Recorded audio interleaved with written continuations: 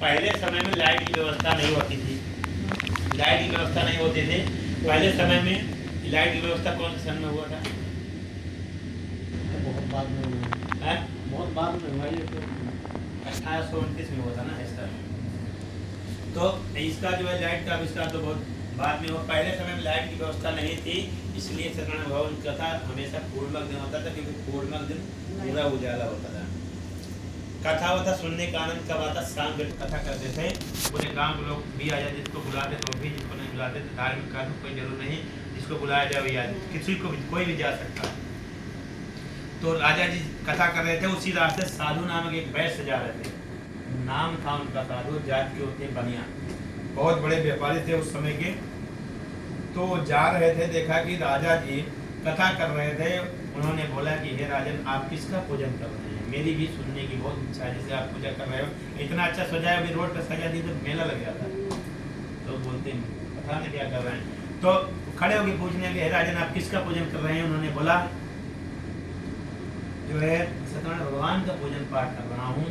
तो बोले इसका फल क्या है, क्या विधान है, क्या क्या लगता है, कैसे किया जाता है और क्यों किया जाता है? राजा ने बोला धनहीन को धन की प्राप्त होती है, संतानहीन को संतान की प्राप्त होती है। कोई टेंशन है, मतलब टेंशन पहले नहीं जाए, इंग्लिश शब्द हमको बोल रहा हूँ, कोई मतलब चिंता में है, दुख में है, तो पूजा पाठ करने से मन खुश हो जाता है, अच्छा प्रतीत होता है। तो हम पूजा पाठ कर रहा हूँ, हमारे भगवान सब कुछ जो कुछ दिया है इन्हीं कृपा से दिया है, और संतान की प्राप्ति के लिए हम जो है सत्यनारायण भगवान की कथा कर रहा हूँ। तो साधु वैश्य ने बोला हमारे भी कोई संतान नहीं है, तो मैं भी इनका पूजन पाठ करूँगा, मुझे भी बता दीजिए क्या क्या सामान लगता है, कैसे किया जाता है। मुझे विश्वास है निश्चय ही मेरे भी कोई संतान प्राप्त होगी। साधु बहुत खुश हो गया, अपने घर पे गया, अपनी पत्नी से खुशी खुशी से बोला कि आज हमको एक जो है राजा व्रत और पूजन कर रहे थे, हमने उससे पूछा आप किसका पूजन कर रहे हैं? तो उन्होंने बोला सत्यनारायण भगवान का पूजन पाठ कर रहा हूँ, इनकी कृपा से सब कुछ मेरे यहाँ धन धान की वृद्धि हुई है, और संतान प्राप्त के लिए जो है वो सत्यनारायण भगवान कथा पूजन कर रहे थे।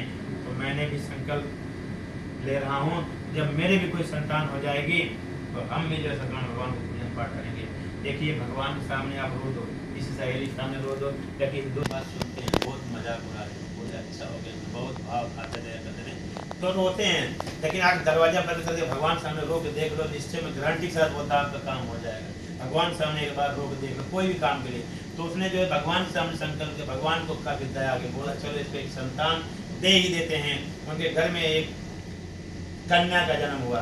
कन्या ऐसे जो है बड़ी हुई, जैसे चंद्रमा थोड़ा थोड़ा बड़ा होता जाता है, ऐसे बड़ी होती गई, बड़ी हो गई।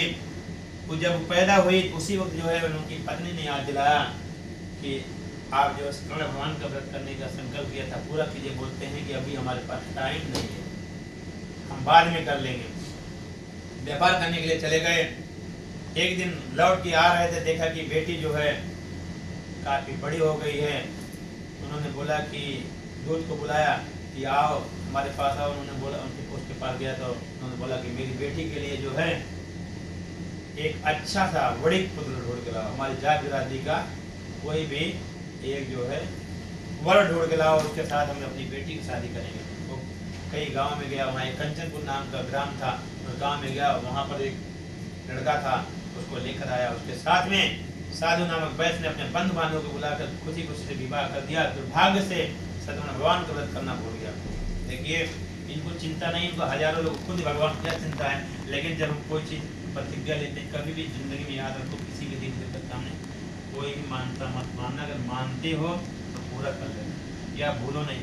उन्होंने देखो 10 महीना वो पूरा किया, मतलब संकल्प लिया था, 10 महीना वो वेट करवाया। उसके बाद शादी करने का 18-19 साल में किया होगा, तो उतना दिन तक नहीं किया। भगवान का भी क्रोध आया, उन्होंने बोला दारुण दुख प्राप्त होगा, तुम्हें जाओ।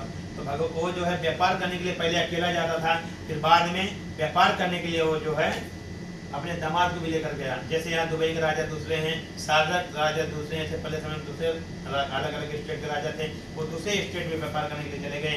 वहाँ का राजा चंद्रपेत थे, वहाँ व्यापार करने के लिए गए।